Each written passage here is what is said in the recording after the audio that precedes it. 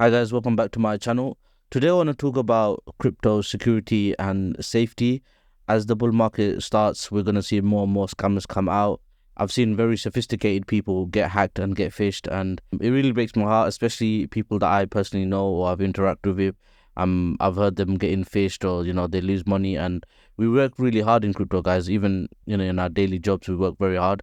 So the last thing I want to see is a scammer taking your funds. So this video is going to be about different tricks and resources, etc., you can use to stay more safe out there in crypto. So I'm going to try to, it might be a long video, but I might do it in two parts. So let's see how it goes. So first things first, you need to educate yourself, guys. Just basic education goes a long way. Just mainly understand how the security feature works in your wallet, like Ethereum, Bitcoin, different wallet, how it works. Just you don't need to be expert. Okay, so usually you have a few different types of wallet. You have cold wallet and a hot wallet. Cold wallet just means it's not connected to the internet, like a ledger or Trezor device. A hot wallet means it's connected to the internet, like your laptop or computer or your phone. And then even in the hot wallet, there's two different categories. There's centralized wallets and decentralized wallet. Centralized wallet means it's like an exchange, like Coinbase, Binance. They actually have control over your funds. Even though you think it's your crypto, it's just like a bank. Your money's in the bank.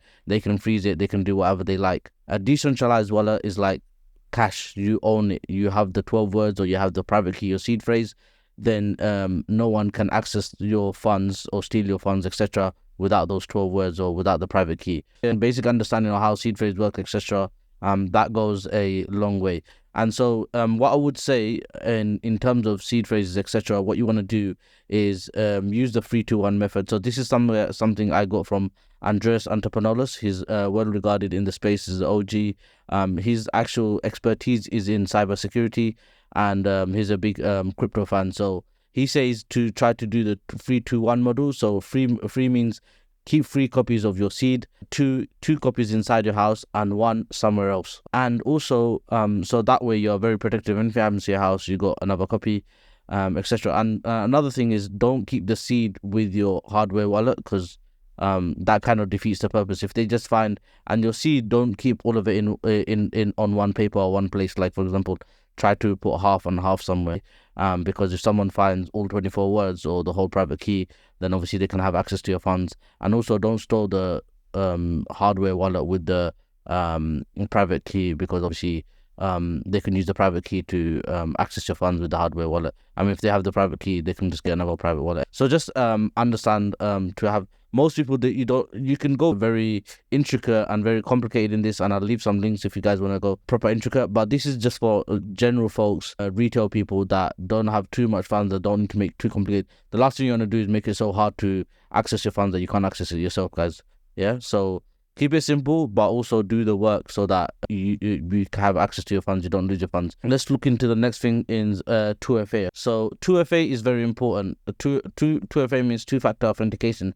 So usually this means, like, if you have a password, you log into an account, and one of the ways that scammers try to scam you is by guessing your password, etc. Now 2FA is just an extra verification method to secure your assets or your exchanges. And so this is a whole subject in itself, but all I would say for now is use 2FA, especially on places where you have funds, and don't use your mobile number or text as a means of the 2FA, because I've seen that's less secure than using an app like Google Authenticator or Authy. So use an app on your phone, then the scammer can't actually hack you with 2FA, because he'll need your physical phone, unless you have some malicious app that can show your screen, etc., which usually doesn't happen. Usually people get hacked because they give their number like a text message as 2FA, and a lot of hackers, what they do, they hack your number first, because they already know that you're going to get a text message on your number. So having an app like Google Authenticator, that's usually the best. There is hardware solutions, I forgot what it's called, but all these Google employees, etc., they use this. It's like a physical device, and they use that as a 2FA authenticator. But yeah, if you do a quick Google search, you'll see what that is. But for most retail people, they're not going to use that. Just use a good app like Google Authy, and make sure you back up all your keys, the key for the actual app. So next up, what I want to talk about is your funds. So what you want to do is, just like investors, you don't put your all eggs in one basket. Nothing financial advice in my video, but you wouldn't do that with your funds as well. You wouldn't want to put all your money, all your crypto in one wallet. So what you could do, your Ethereum funds or EVM funds, put in one, Solana funds, put in one, or different blockchains you can have different wallets for.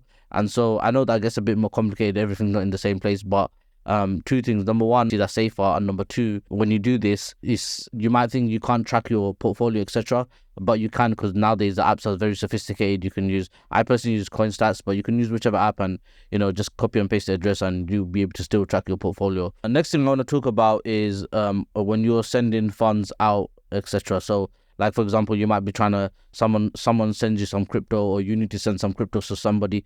What's the good practices in this? So number one, what you want to do is you want to triple check the whole address, because scammers are getting very advanced. They'll be able to find like a wallet or something that has a similar ending and beginning. At the before, it was recommended just to check the beginning and the ending of the wallet, like the first 5-10 characters of the address. But now I would recommend checking the whole thing. Number one, check the whole address before you send, and if there's a, what's it called, memo. If there's a memo, check that only. But that's very short, so that should be fine. But the second thing, what you want to do is do a test transaction. Always, if it's a lot of funds, do a test transaction like $5, or make sure it's above the minimum and it covers the transaction cost. But always do a test transaction. If it works, then I found out that's a very good practice. And also, never rush. I've made a mistake years ago when I was trying to sell something on the exchange, whatever, and what I done. When I was adding the smart contract to my wallet, the token address to my wallet, it stayed as saved on my computer. So when I hit send, I end up sending it to that same address, because I didn't get the exchange deposit address, and it had the same token contract address on my saved on my computer. So because I was rushing, that happened. I just woke up and I was rushing. I didn't think about it, and I sent the whole amount. The good thing is it wasn't too much funds. It did hurt any money losses hurt. So I would say don't rush, because that's definitely something that will hurt you. So next up is trusted apps. So when you're using apps on your phone, etc., what you want to do is keep apps only that you trust. So what I would say is on mobile, you have Trust Wallet and MetaMask and Phantom and Kepler. So those blockchains, those apps are fairly well regarded in their respective blockchain. And on the desktop, similar, they will have like desktop app apart from Trust. And so any other one, usually make sure it's like trusted by the community. Number one. Number two, make sure it's open source. It's got a lot of audits, etc. If you're going to use them. If it's open source, just means the code is verifiable. Its code is open for other people to check the code to see if there's anything malicious in the app or not. Next up, I want to talk about how you can deal with DMs and email. So I want to talk about something that actually happened to me recently, and so hopefully you guys can learn from it as well. So how do you deal with links and people always DM you? First of all, have DM for people that you don't know of anyway, and that's the safest way. But let's say you have it on and someone DMs you a link, always check the link. So now there's two things. If the link they're sending you has a coin, yeah, one of the best thing you can do is just go on CoinGecko or CoinMarketCap. I personally use CoinGecko. I trust that more.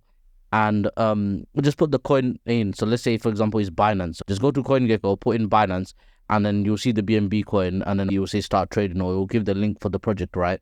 And then CoinGecko always has legit links. So you can go on the website through that, through the CoinGecko link. And then you can also back test it as well. Like, for example, you can just go on Twitter from the website. So let's say CoinGecko, from CoinGecko, you go to Binance. From Binance, you'll have the Twitter link. So you can go on Twitter, check the followers, check if they're verified. I mean, everyone can buy verification, but you'll see the amount of followers. Usually the legit one has the most followers, right?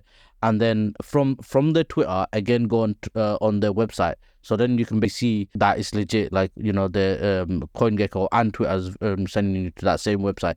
If they don't have a token, you can always check on like DeFi Llama or Twitter for the link, and then verify that way, and then see if other reputable sources have checked that. But usually most of these crypto projects in crypto have a token. Even if they don't, and they're an exchange, they're on CoinGecko, so you should be fine, like Coinbase, Kraken, etc.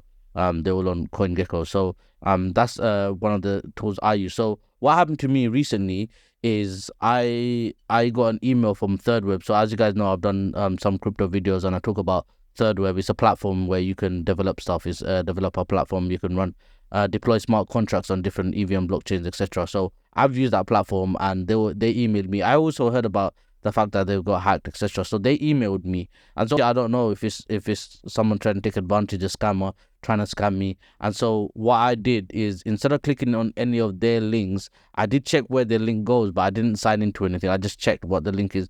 Now, another thing, guys, the link it says it is, it don't necessarily think it's that, because it could always change. Like these links, like there's words, and when you click on it, it actually takes you to a different place. So always check when you actually visit the website what the link says. Number one. Number two, you could always, the best practice is to go on a different site altogether. Okay, so sorry, what you want to do is, like for example, Third Web.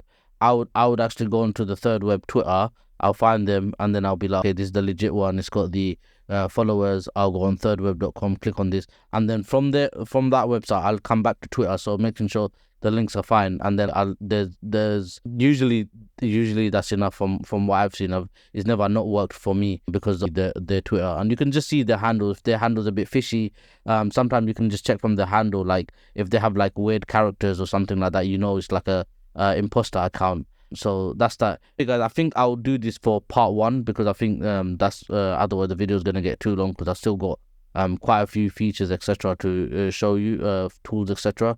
I don't think I'll be able to do in a reasonable time, so I'll cut it in half so the videos are manageable. And I'll see you in the next part. Cheers, take care.